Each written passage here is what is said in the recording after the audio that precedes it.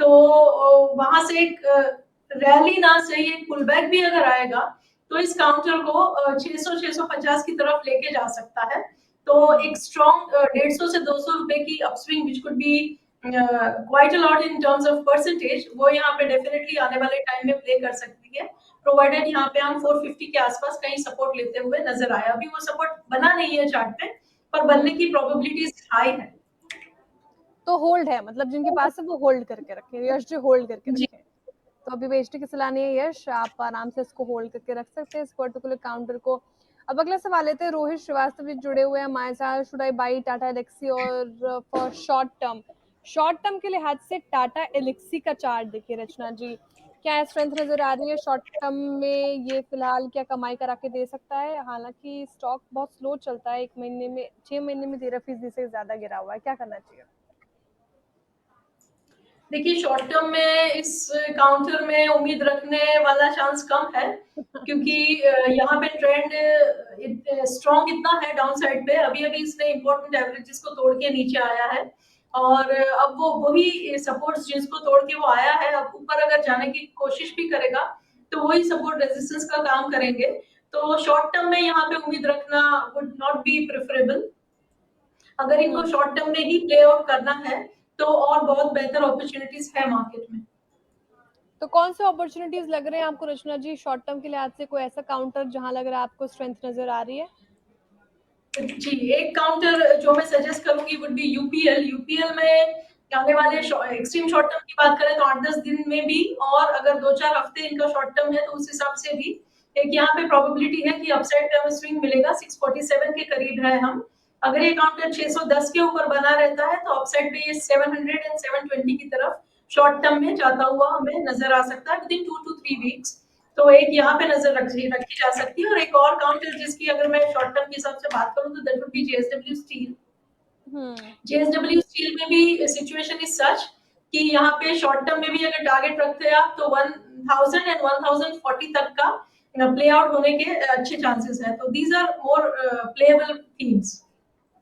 JSW Steel and UPL, these two stocks are good for short term. तो ये दो stocks हो जाए रचना जी ने। अब अगला सवाल लेते हैं, तो शॉर्ट टर्म के लिहाज से ये दो पिक कर सकते हैं।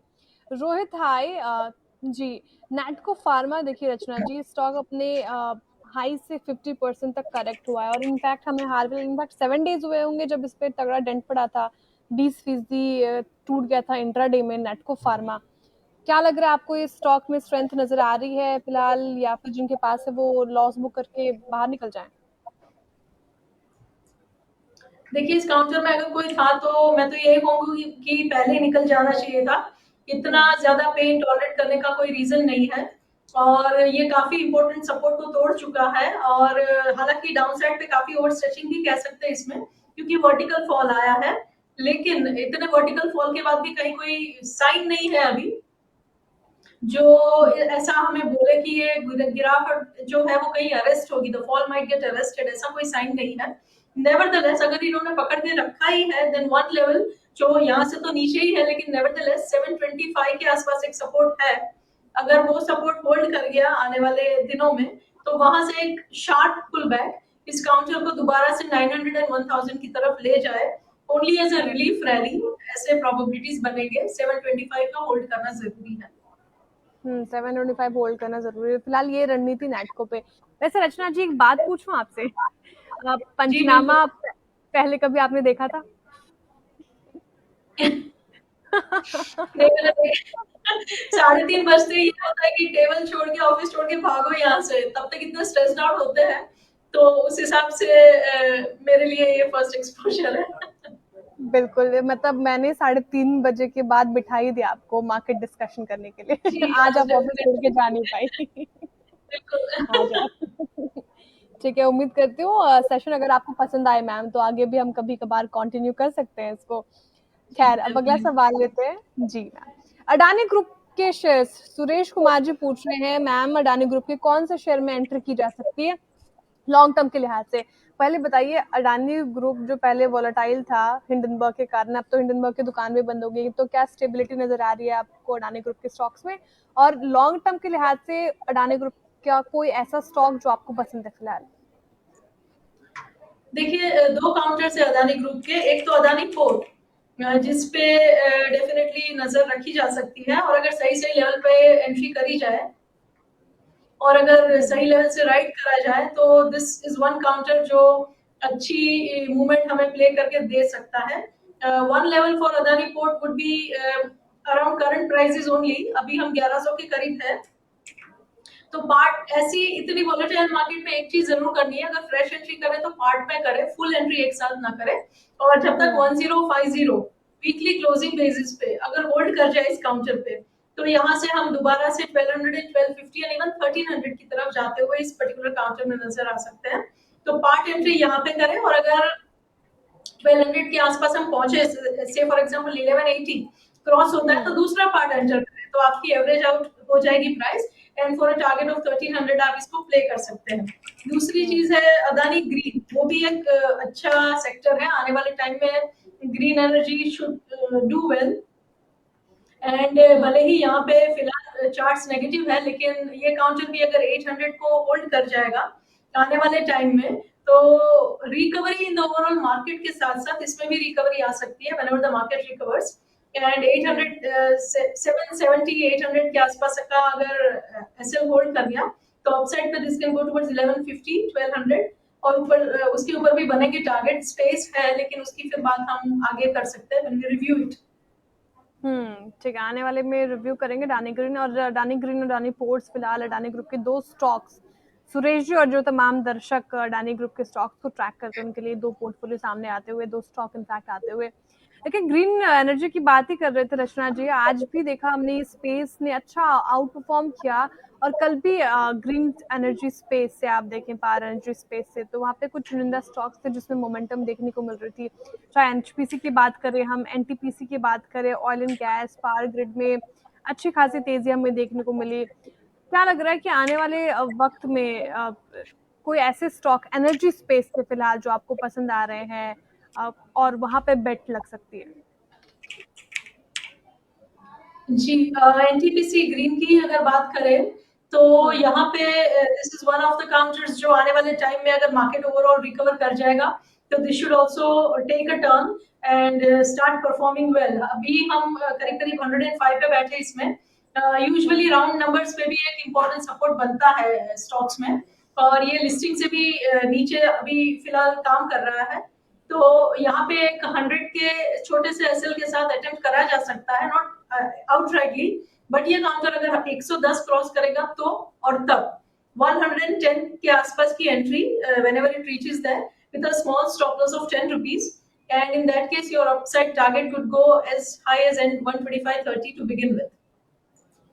ठीक है, एनटीपीसी ग्रीन एनर्जी, ये स्टॉक उनको लग रहा है अच्छा ग्रीन स्पेस से। काफी पेशेंस टेस्ट किया है इस वैसे स्टॉक ने निवेशकों का। चलिए खैर, एक और सवाल लेते हैं, और हमारे साथ जुड़े हुए हैं निखिल जी।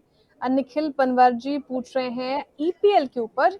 ईपीएल के इनके पास 5000 शेयर्स हैं, 221 की खरीद है, 235 पर ये अभी फिलहाल कारोबार कर रहा है, और आज उसमें 1% से ज्यादा का डेंट लगा है। ईपीएल का चार्ट कैसा लग रहा है रचना जी, और जिनके पास है वो क्या करे? जीपीएल का चार्ट जो है फिलहाल प्राइस 235 पे बैठी हुई है, इंपॉर्टेंट सपोर्ट पे है। एंड अगर हाई टाइम फ्रेम के चार्ट के हिसाब से देखा जाए, तो this is one of the counters जो अभी भी 200 पीरियड के ऊपर बैठा हुआ है, which is rare thing to see these days. और उस हिसाब से अगर देखा जाए तो 200 के आसपास ये एक इंपॉर्टेंट सपोर्ट बनता है इसमें। एंड 200 का सपोर्ट अगर होल्ड कर जाता है यहाँ पे, then this counter could do well आने वाले टाइम में with the support of the overall market as of course। and इसमें मोमेंटम तब इंक्रीमेंट होगा जब ये 250 को क्रॉस करेगा। once it goes above 250 then 280 290 पे बहुत जल्दी पहुंचने की कोशिश करना चाहिए। ठीक है, तो फिलहाल ये होल्ड है, जिनके पास है वो आप होल्ड करके रखें। एक और सवाल ले रही हूँ मैं जी, जी मिनाल चौधरी जी, आपका सवाल ले रही हूँ। ये पूछ रहे हैं फाइन ऑर्गेनिक्स, 3865 की इनकी खरीद है, 10 शेयर्स है इनके पास, 3862 पे कारोबार कर रहा है। कब खरीदा था आपने ये वैसे मिनाल जी? 52 वीक इनका हाई तो 5958 का है, हाल फिलहाल में खरीदा है क्या? क्या करना चाहिए मैम इस पर्टिकुलर काउंटर में? 1 महीने में 13% से ज्यादा लुढ़क गया ये। ये काउंटर हायर टाइम फ्रेम पे भी काफी डाउन ट्रेंड में चल रहा है एंड वन लेवल जो इसको होल्ड करना चाहिए था दैट वाज अराउंड 4000। अब इसने वो भी होल्ड नहीं करा, अच्छा खासा उसके नीचे 100 रुपए नीचे है फिलहाल, 100 सवा 100 रुपए, विच इज नॉट गुड। तो अगर अभी भी थोड़े दिनों के अंदर आने वाले से विद इन 8 to 10 डेज अगर ये काउंटर दोबारा 4000 के ऊपर निकलेगा तो it may start looking good, लेकिन जब तक ये 4000 के नीचे बना रहता है तब तक यहाँ पे चांसेस बनते हैं कि ये वीकनेस और आगे एग्रेवेट होगी और in that case it can take the counter much lower, क्योंकि सपोर्ट अगला जो बनेगा वो काफी लोअर लेवल पे है। तो तब तक यहाँ पे पेन आपको या तो टॉलरेट करने की क्षमता अपनी बनानी पड़ेगी या फिर लोअर लेवल पे 3500 के आसपास जब ये काउंटर पहुंचेगा तो वहां पे आप एवरेज आउट का अटेम्प्ट भी कर सकते हैं। ठीक है, फिलहाल ये राय फाइन ऑर्गेनिक पे।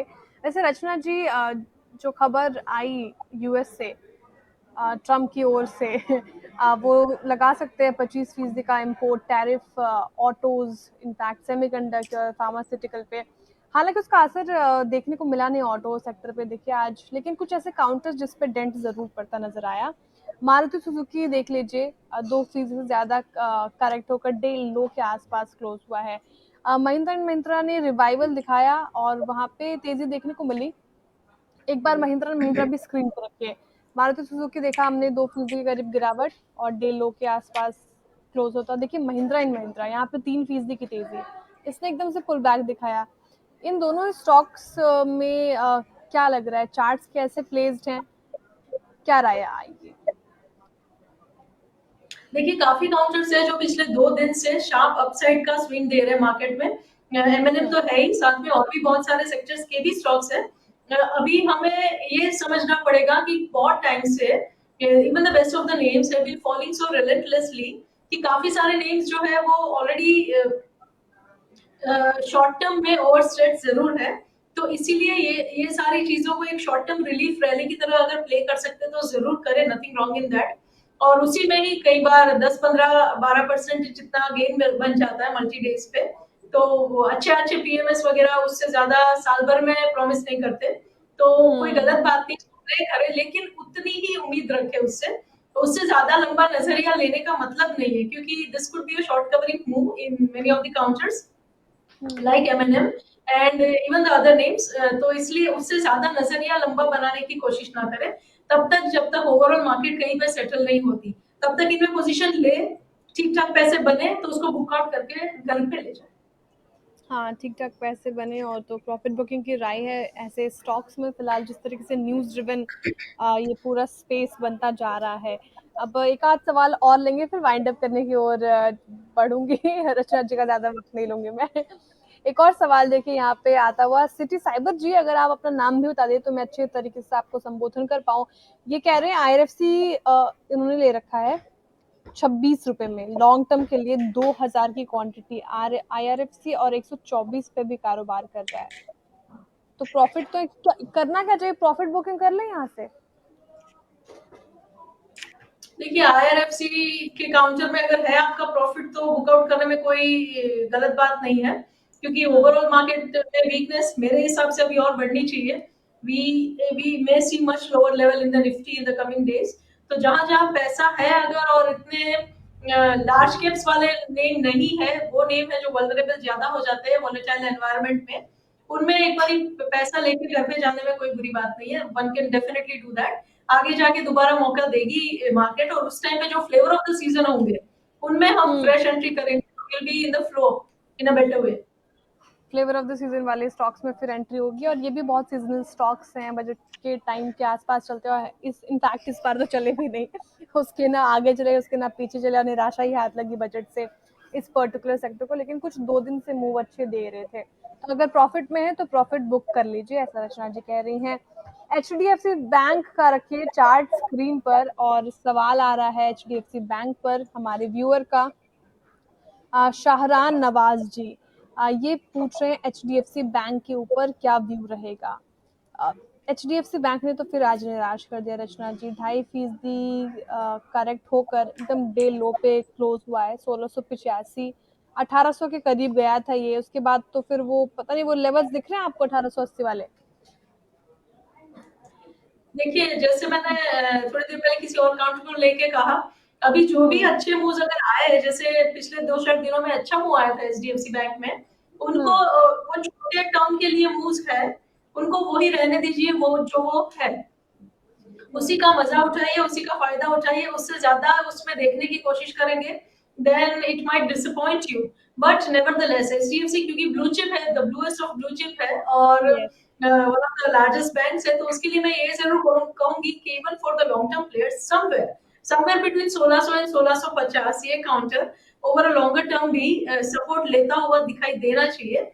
और जब तक 1600 1650 का सपोर्ट होल्ड कर जाएगा यहाँ पे, then high amount of probabilities कि आने वाले 1 to 2 years में हम इसको 2000 जाते हुए देखने चाहिए। तो एचडीएफसी बैंक फिलहाल ये रणनीति इस पे 2 साल में 2000 के लेवल्स आपको दिख सकते हैं। तो फिलहाल ये लेवल्स इंपॉर्टेंट है एचडीएफसी बैंक में, बने रहिए। और बस हो चुका है वक्त वाइंड अप करने का। बहुत बहुत शुक्रिया रचना जी हमारे साथ जुड़ने के लिए, पहली बार इतनी अच्छी तरीके से सभी सवालों के जवाब देने के लिए। दर्शकों का भी बहुत बहुत आभार इस आदात में हमसे जुड़ने के लिए, अपने सवाल पूछने के लिए। और जिनके भी सवाल रह गए होंगे कल मैं दोबारा उनको लेने की कोशिश करूंगी आखिर का पंचनामा में।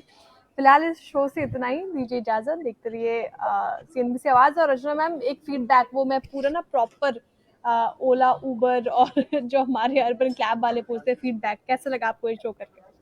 डेफिनेटली बहुत अच्छा लगा, and this is one of the opportunities, rare opportunities, जहाँ पे हमारे जो व्यूअर्स है, जो हमारे बिलीवर्स है, उनको एक डायरेक्ट अपॉर्चुनिटी मिलती है हम लोगों से इंटरेक्ट करने की और अपने क्वेश्चंस को क्लियर करने की। तो ये एक उनके लिए भी बहुत इंपॉर्टेंट है, और हमारे लिए भी एक ये मौका है उनके साथ डायरेक्टली जुड़ने का। वन टू वन इंटरेक्शन की बात ही कुछ और होती है। So that way this is a rare show and would be appreciated for the same. Yes yes definitely ma'am, बहुत बहुत शुक्रिया आपका एक बार फिर से। चलिए इस शो से इतना ही, दीजिए इजाजत और देखते रहिए सीएनबीसी आवाज। नमस्कार।